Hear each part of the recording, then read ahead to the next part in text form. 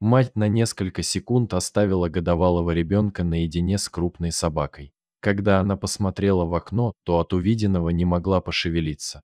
Хозяйка была уверена, что у собаки добрый характер и он не представляет опасности для их семьи. Но на ее глазах произошло то, чего она никак не ожидала.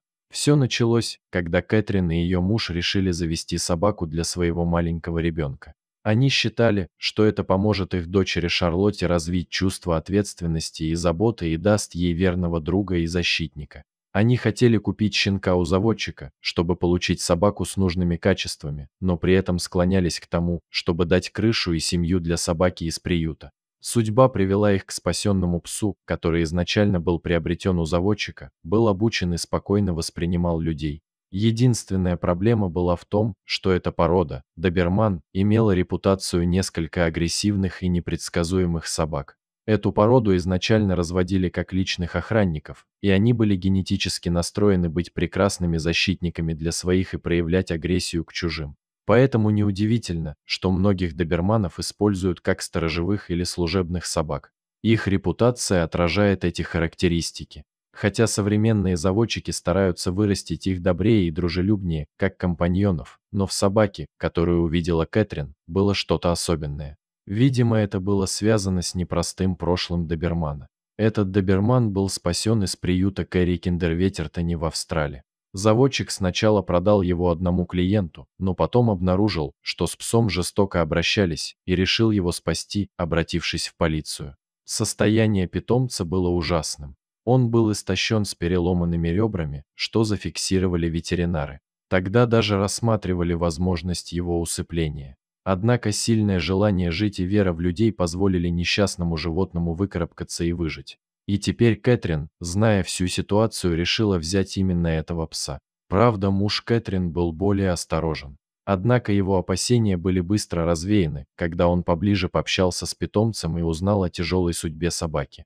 Заботливая Кэтрин не могла не влюбиться в такого добермана сразу же после знакомства. Он имел характер, который заставил ее чувствовать себя комфортно. Так что, несмотря на все первоначальные сомнения мужа и знакомых, она взяла добермана и назвала его Хан. А дальше она нетерпением ждала, чтобы познакомить нового члена семьи со своей 17-месячной дочерью. Но это не значило, что она была безрассудной, доверяя своего ребенка большой собаке. Хозяйка решила принять все меры предосторожности в первые дни, когда Хан наконец-то оказался дома. Ни она, ни ее муж не спускались с него глаз. Пес был очень благодарен новой семье, при этом сохранял спокойствие, никак не мешая людям. С большой любовью принял человеческого ребенка, очень осторожно и внимательно обращался с малышом. Шарлотта же была чрезвычайно восхищена своим новым мохнатым другом и старалась проводить время рядом с ним. Родителям нравилось поведение Хана, он всегда был спокойным и ласковым. Кэтрин думала, что приняла правильное решение, хотя она оставалась настороже, когда собака и ребенок играли вместе. Прошло несколько недель. Однажды Кэтрин оставила Хана играть с дочерью во дворе буквально на несколько секунд наедине, пока она мыла посуду на кухне. Как будто чувствуя что-то не так, она посмотрела в окно и увидела сцену, которую никогда не забудет.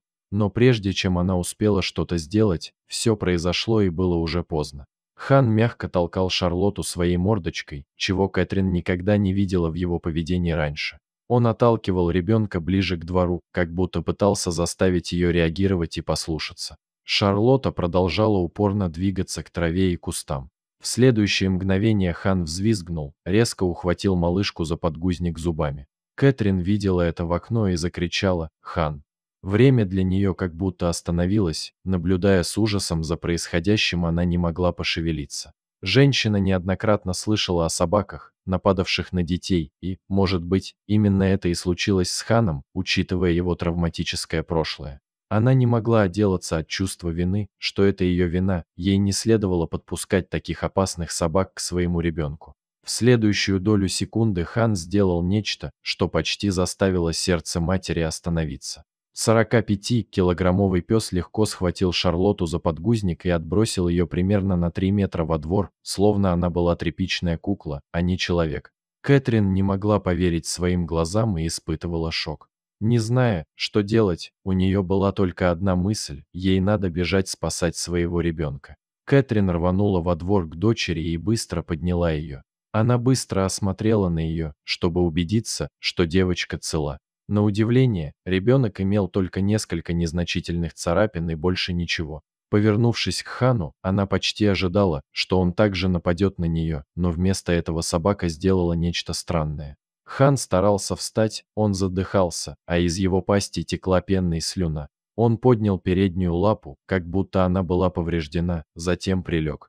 Дыхание стало тяжелее, и он потерял сознание. Состояние Хана ухудшалось прямо на глазах у Кэтрин.